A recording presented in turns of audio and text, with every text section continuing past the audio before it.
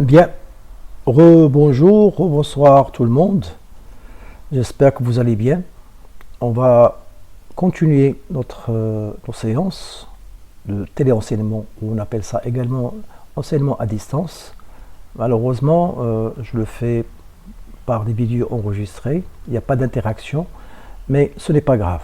Enfin, j'espère que certains d'entre vous vont comprendre cette situation et commencent à interagir même entre vous, pas forcément que je puisse répondre, mais à vous de jouer le jeu parce que tous les pays du monde adoptent ce système de téléenseignement.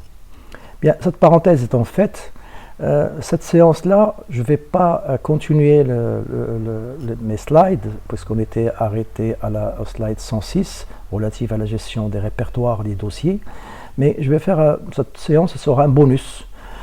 Pourquoi? Parce que j'ai remarqué que pas mal d'entre vous ne maîtrisent pas, ou plutôt ne lisent pas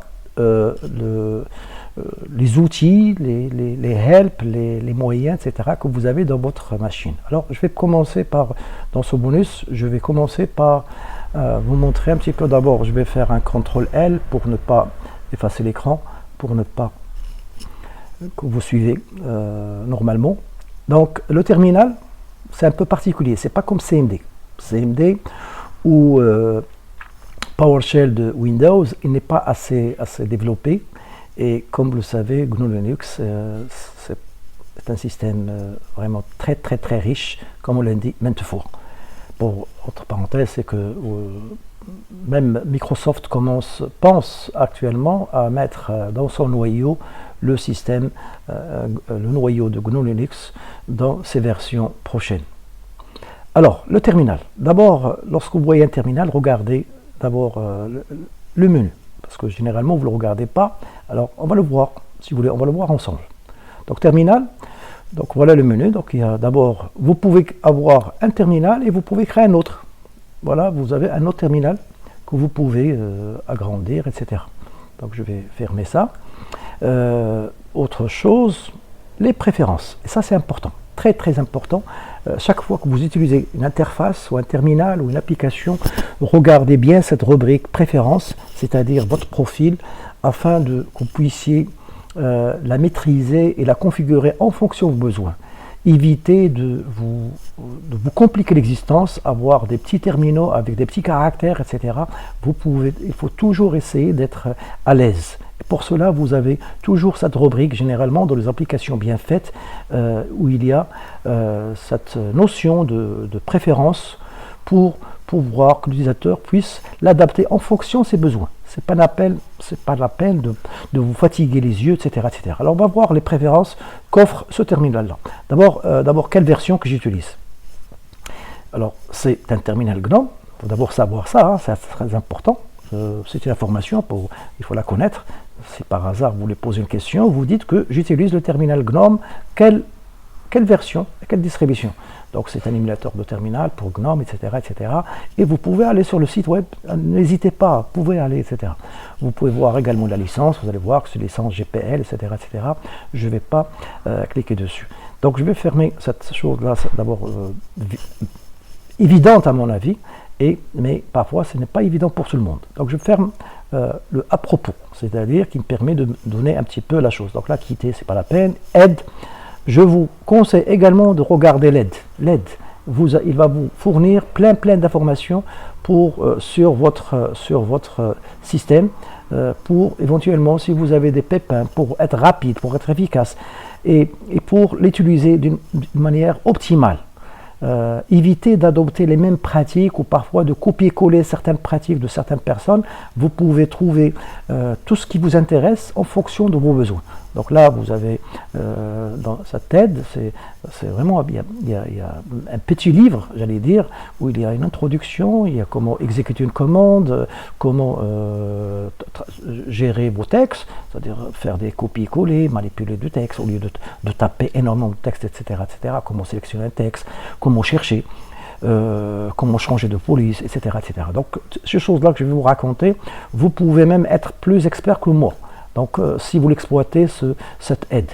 Donc, moi, je vous laisser, vous faites ça après. Donc, pour le moment, je vais fermer cette aide et je vais vous montrer quelques astuces, j'allais dire, sur les préférences, ou au moins des choses à prendre en considération, de le regarder de près. Donc général, donc regardez, hein, dans le général, donc vous avez des choix que vous pouvez cocher, décocher en fonction de vos besoins. Afficher la barre de menu si vous voulez pas avoir cette barre, activer les mnémoniques comme Alter F pour ouvrir un fichier, etc. C'est-à-dire pour avoir des raccourcis. N'oubliez pas que les raccourcis, c'est un moyen vraiment extraordinaire qui vous permet d'être rapide, efficace, sans taper plein de choses, etc. Activez la touche d'accès au menu par F10, donc à tout moment vous pouvez avoir l'aide grâce à cette touche-là. Ouvrir un terminal, donc comment vous voulez l'ouvrir, est-ce que vous voulez qu'il ouvre lorsque vous demandez un nouveau terminal ou des nouveaux terminaux, est-ce que vous voulez que ce soit une fenêtre ou un onglet à côté, vous ne voulez pas avoir trop de fenêtres ouvertes, etc. Donc à vous de choisir. Maintenant, les raccourcis. Les raccourcis, il y en a un certain nombre. Il y a un certain nombre de raccourcis qui sont déjà offerts par votre terminal, par cette application, par cet outil, ce logiciel. Donc là, par exemple, pour ouvrir un nouveau terminal, ce n'est pas la peine d'aller au menu, etc. Vous pouvez faire tout simplement mise à jour CTRL-T. Ça vous donne un nouveau terminal dans un nouvel onglet. Si vous voulez un nouveau terminal dans une nouvelle fenêtre, mise à jour CTRL-N, etc., etc. Vous pouvez fermer tous les terminaux grâce à ce raccourci. Copier-coller, c'est bien sûr, vous le connaissez, copier, c'est mise à jour CTRL, enfin la touche mise à jour CTRL-C, et coller, et ainsi de suite. Donc je ne vais pas rentrer dans le détail, à vous de pratiquer. Je ne vous demande pas de les apprendre. C'est à force de pratiquer et d'utiliser souvent ce genre de raccourcis, vous allez les retenir très facilement. Maintenant les profils. Profil, si vous voulez, c'est tous vos choix. Vous allez faire ici ou là, ou codage, etc. C'est-à-dire votre profil, vous pouvez avoir plusieurs profils. Il suffit de créer un nouveau profil et vous lui donnez un nom. Et vous choisissez et vous le configurez en fonction de vos besoins. C'est-à-dire si vous voulez que un profil P1 par exemple, ou n'importe, hein, P1, P2, ou profil 1, profil 2, etc. Mettez un nom et vous mettez la taille de terminal que vous voulez avoir au démarrage. Pour certains cas, vous voulez avoir un terminal assez large, donc vous pouvez le fixer ici, fixer le nombre de colonnes, le nombre de lignes, et vous pouvez choisissez le type de curseur que vous voulez, etc. Donc vous pouvez configurer, c'est-à-dire le terminal, que chaque fois que vous ouvrez votre terminal, voilà la forme qui vous intéresse, au lieu de chaque fois le configurer à votre manière. Donc il suffit simplement de choisir ici un nom et de sauvegarder votre choix. Et les couleurs également, hein, vous pouvez choisir les couleurs qui vous conviennent. Hein, c'est pas la peine d'avoir des couleurs un peu bizarres, etc. Mettez-vous à l'aise, c'est-à-dire vous avez des outils, vous avez des moyens, vous avez des possibilités offertes par exemple cet outil de GNOME, ce terminal de GNOME. C'est pas le seul, il y en a pas mal, il y en a des dizaines de terminaux que vous pouvez télécharger, installer, etc. Mais au moins celui-là qui est offert par défaut, vous pouvez choisir la couleur qui vous intéresse, le défilement comme vous voulez que ça soit, c'est-à-dire défilement sur la sortie, défilement sur presse, mais testez-les, etc. Donc ensuite, la compatibilité, c'est-à-dire là au niveau des touches, si vous avez des terminaux un peu bizarres, des claviers un peu bizarres, on ne sait jamais, etc. Alors moi je vais insister sur un point, c'est le codage. Codage, essayez de choisir le maximum possible UTF-8, Unicode.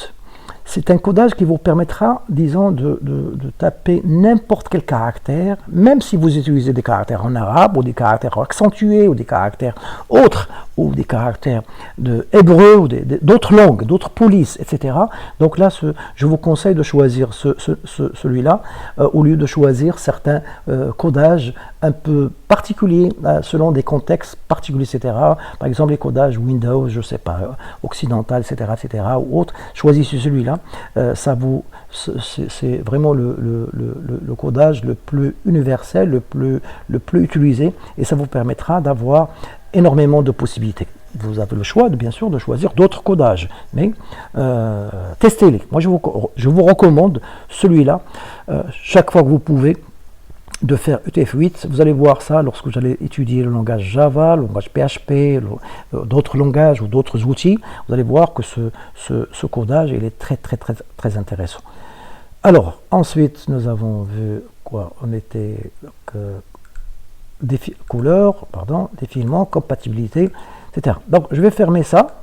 Et je reviens, donc là, il suffit de créer votre nouveau profil, vous lui donnez un nom, moi donc j'ai un profil ici, que je lui donne mon nom, mais vous pouvez créer plusieurs profils.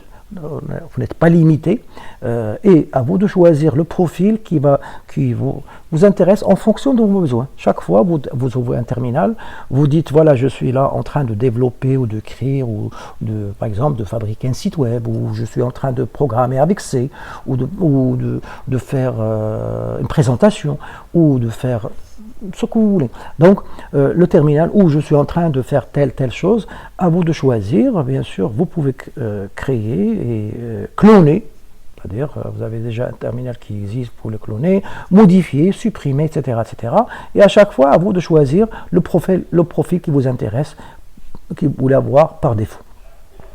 Donc, on revient également ici au codage. Voilà, il y a une rubrique pour ça. Il y a énormément de codages qui sont inscrits ici. Hein. Vous voyez qu'il y a même pour des langues compliquées, telles que le chinois simplifié, chinois traditionnel, coréen, c'est-à-dire des langues ou des caractères assez complexes. Il y a cette possibilité. N'oubliez pas que le système GNU Linux est un système universel. Universel, c'est-à-dire il prend en considération un petit peu l'ensemble des langues vivantes qui sont les plus utilisées. Et la communauté, au niveau de GNU Linux, travaille et développe d'autres codages en fonction des besoins, en fonction etc. Donc là, je cherche par hasard le Tifinagh, donc la version que je dispose, malheureusement je ne l'ai pas, mais croyez-moi que vous pouvez trouver certaines versions de GNU Linux où il y a le caractère Tifinagh. À titre d'exemple. Donc là, vous trouvez d'autres codages classiques que vous trouvez sur votre système d'exploitation classique, votre système d'exploitation que vous utilisez très souvent, à savoir Windows. Et bien voilà, vous avez tous ces choix. Donc voilà ce que je voulais dire sur la configuration, sur cette rubrique sur tes préférences. Bien évidemment, vous pouvez créer un nouveau profil, il suffit d'aller afficher. Vous avez ici, si vous ne voulez pas utiliser les raccourcis, copier, coller, etc., vous les avez ici dans le menu. Vous pouvez également choisir au niveau de l'affichage qui pourrait vous intéresser. Donc là, par exemple, j'ai choisi que la barre de menu soit affichée, donc j'ai couché. Sinon, vous pouvez avoir plein écran. Donc là, moi je ne veux pas le faire pour que vous puissiez regarder mon écran normalement. Et vous pouvez zoomer, bien sûr, agrandir les caractères, agrandir la chose, zoomer en avant, zoomer en arrière, taille normale. Et également faire des recherches au niveau d'autres terminals. Donc vous cherchez des choses, vous imaginez que vous avez plein de textes et parfois vous n'arrivez pas à vous trouver, donc vous pouvez utiliser cette chose-là. Ensuite, terminal, donc changer de profil, vous l'avez ici, donc le terminal que vous avez créé, les profils que vous avez créés, etc. Vous pouvez à tout moment changer de profil et définir l'encodage qui vous intéresse. L'encodage, comme je viens de dire, c'est là, moi je l'utilise souvent, c'est une habitude parce que ça m'arrange souvent en tant qu'enseignant et même parfois lorsque je saisis des caractères arabes ou autres. Réinitialisation, etc., etc. Donc vous pouvez également, vous avez ici la taille de l'écran que vous pouvez choisir, 80 colonnes ou 80 lignes, 80 lignes, 24 colonnes, etc. Donc vous pouvez choisir également à ce niveau-là, vous n'avez qu'à faire des tests et afin de maîtriser votre terminal. Donc j'espère que cette séance sera utile. Alors je l'ai fait pour le terminal, mais en fait, je vous conseille de la faire presque partout. Vous avez votre navigateur, hein, je reviens, donc je ne vais pas vous chambouler avec cette page, malgré qu'elle est très intéressante, parce je vais la traiter, elle est prévue dans le programme, qui permet de traiter les raccourcis clavier, en général, hein, quel que soit le système que vous utilisez, que ce soit des systèmes de type Windows ou type Mac, etc. etc. Donc vous cherchez cette page qui s'appelle Tableau des raccourcis clavier. Vous avez une page qui a été fabriquée par quelqu'un pour aider la communauté. Bref, mais ce n'est pas ça que je voulais parler. Je voulais parler de votre navigateur Firefox ou autre. Mais moi, je vous conseille toujours d'utiliser Firefox pour des raisons techniques, parce que sincèrement c'est le navigateur qui respecte l'utilisateur, qui respecte votre vie privée et qui respecte les standards technologiques du web. Donc ce navigateur là, il faut essayer de le maîtriser, parce que je sais que pas mal d'entre vous ne le maîtrisent pas assez, ou parfois le laissent par défaut, ou parfois ils mettent trop de choses au lieu de faire. Donc si vous regardez là dans le menu classique de navigateur, bien sûr il y a un plat. Je ne vais pas les traiter, hein, ne vous en faites pas, parce qu'on peut rester ici pendant des heures et des heures. Mais il y a plein de possibilités offertes par votre navigateur. Également, voilà, regardez la préférence, hein, vous pouvez également changer vos préférences de telle sorte que vous puissiez les utiliser. Alors si vous connectez, vous avez un compte sur Firefox, c'est que ça vous présentera un avantage, c'est que chaque fois vous allez utiliser votre navigateur, quelle que soit la machine, et bien vous allez avoir pas mal de ressources qui seront stockées, gérées lors de votre connexion à Firefox. Votre protection privée, voilà, on en parlait à l'instant, c'est très très important. Vous pouvez la gérer et la paramétrer en fonction de vos besoins. Parce que faites attention, personnellement, ça me tient à cœur, cette notion de vie privée. C'est vrai que vous êtes jeune, vous ne voyez pas encore les problèmes que ça peut générer, les gens qui touchent à votre vie privée, à vos informations privées, à vos photos, à votre numéro de téléphone, etc., etc., et ben, ou à vos données personnelles tout court, ou à vos informations. C'est important, parce que nous vivons dans une société, enfin, vous êtes la génération de l'information, et cette information, elle est numérisée. Et beaucoup de sociétés, j'allais dire même des charlatans, qui cherchent à récupérer vos informations privées, donc préservez-la. C'est votre droit humain. Donc voilà, je vois ici, donc vous connaissez les autres possibilités que ça offre Firefox, mais je vous conseille vivement, de temps en temps, chaque fois que vous n'avez rien à faire, essayez de configurer votre application que vous utilisez afin que vous soyez efficace et utiliser les outils d'une manière optimale. Voilà, je vais m'arrêter là. Je pense que vous avez compris mon message. Je vous dis à la prochaine. Et merci pour votre attention. Prenez soin de vous et restez chez vous, parce que c'est vraiment nécessaire. On n'a pas d'autre choix. Allez, ciao!